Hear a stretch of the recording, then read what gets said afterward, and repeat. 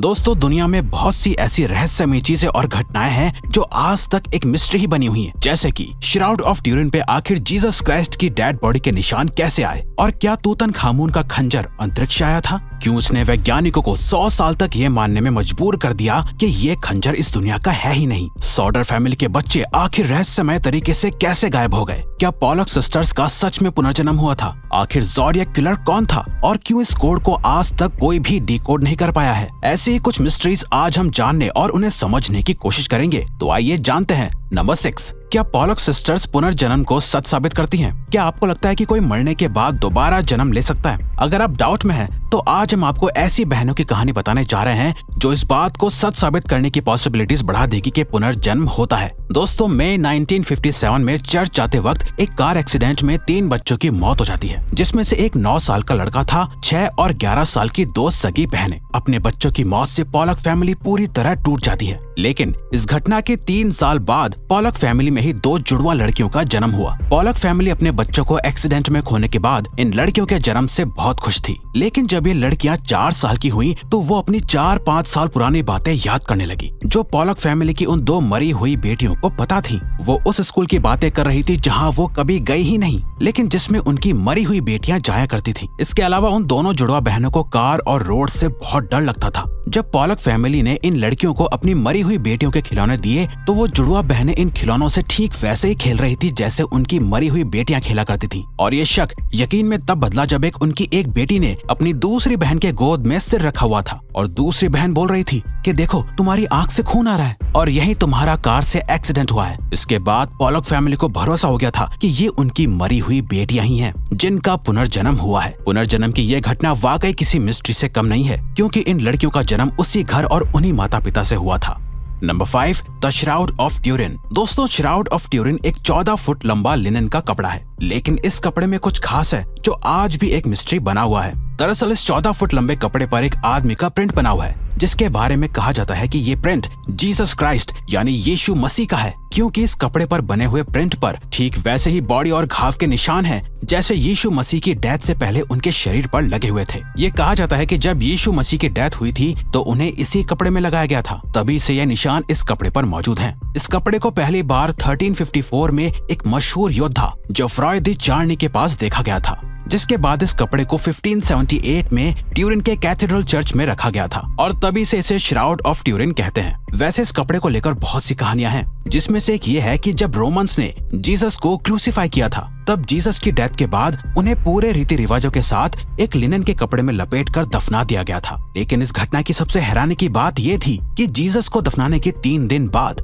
जब मकबरे का निरीक्षण किया गया तो उनकी बॉडी वहाँ नहीं थी। वहाँ पर वो सिर्फ लिनन का कपड़ा मौजूद था जिसमें जीसस को लपेटा गया था। इसीलिए ऐसा माना जाता है कि यह श्राउड ऑफ ट्यूरिन वही लिनन का कपड़ा है जिसमें जीसस को लपेटा गया था। अब तक इस कपड़े की बहुत सी रिसर्च की जा चुकी है। रिसर्च में पता चला कि इस कपड़े पर कुछ लैटिन और ग्रीक भाषा के वर्ड्स लिखे हुए थे, जिससे ये पक्का हो गया था कि ये कपड़ा 2000 साल पुराना है। लेकिन जब इस कपड़े की कार्बन डेटिंग चेक की गई तो पता चला कि ये कपड़ा 1200 या 1300 ईस्वी का है, जिससे इस कपड़े का जीसस से कोई भी रिलेशन नहीं बन पा रहा था और तभी से ये श्राउड ऑफ ट्यूरिन एक मिस्ट्री बना हुआ है। नंबर 4, आखिर सॉडर चिल्ड्रन कहाँ हैं?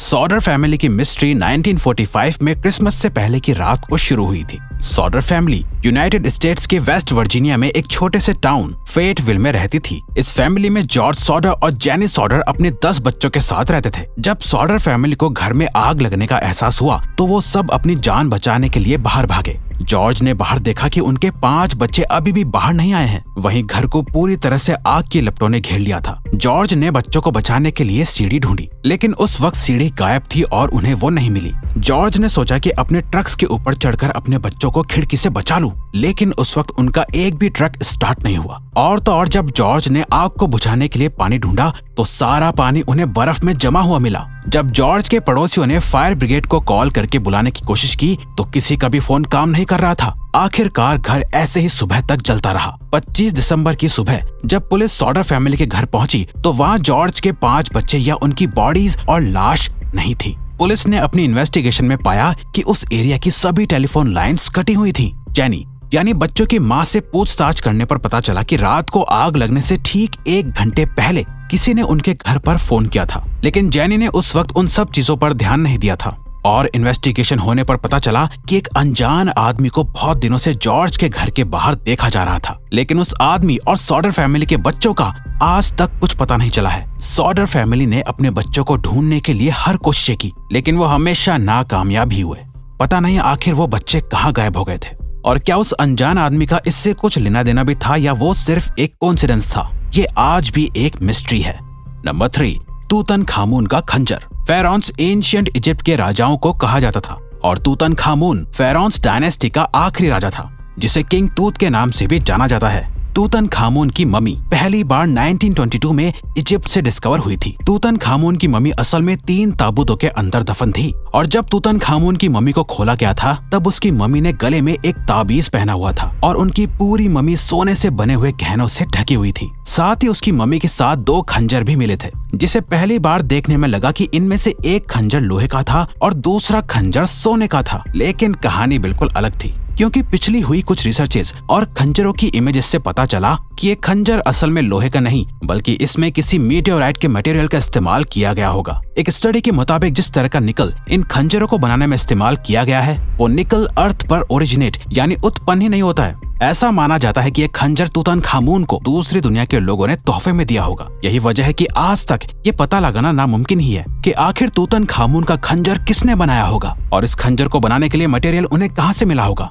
ऐसा भी हो सकता है कि उस वक्त कोई मीटियोर अर्थ पर गिरा हो जिससे इस खंजर को बनाया गया होगा, या उस वक्त भी लोग स्पेस में जाते हो। कुछ भी साफ नहीं कहा जा सकता, इसीलिए ये खंजर आज भी एक मिस्ट्री बना हुआ है।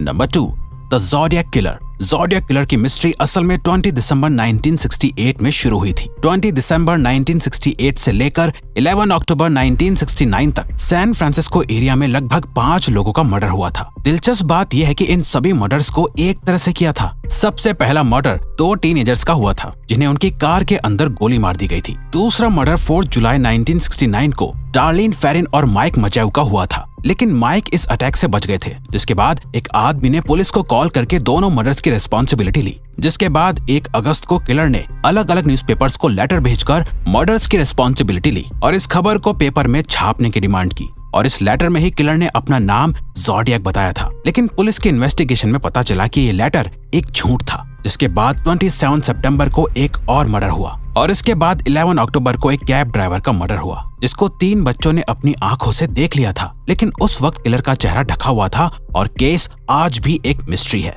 Number 1, shepherd's monument. इंग्लैंड में एक स्मारक है जिसे शेफर्ड्स मॉन्यूमेंट कहते हैं। इसे 1763 के आसपास बनाया गया था। इस मॉन्यूमेंट पर निकोलस बुसान की पेंटिंग बनी हुई है, जिसे द आर्केडियन शेफर्ड्स कहते हैं। इस मॉन्यूमेंट के नीचे 10 अक्षर का एक कोड लिखा हुआ है, जिसे आज तक कोई भी डिकोड नहीं कर पाया है। इवन मशहूर बायोलॉजिस्ट चार्ल्स डार्विन ने भी इस कोड को डिकोड करने की कोशिश की थी, लेकिन वो भी इसे डिकोड नहीं कर पाए। बहुत से थ्योरिस्ट का मानना है कि अगर इस कोड को समझ लिया गया तो ये हमें द होली ग्रेल तक ले जा सकता है। खैर 2 सेंचुरीज बीतने के बाद भी इस कोड को कोई डिकोड नहीं कर पाया है। इसे दुनिया का सबसे मुश्किल कोड और मिस्ट्री माना जाता है। तो दोस्तों, ये थी कुछ अनसॉल्व्ड मिस्ट्रीज। अब अगर आपको ये वीडियो अच्छी लगी और आप आगे भी ऐसे ही अमेजिंग वीडियोस देखना चाहते हैं, तो प्लीज हमारे चैनल को सब्सक्राइब और ऑल नोटिफिकेशन बेल को ऑन कर दो, ताकि हमारी फ्यूचर वीडियो का नोटिफिकेशन सबसे पहले आपके पास आए। So till then, keep learning, keep growing.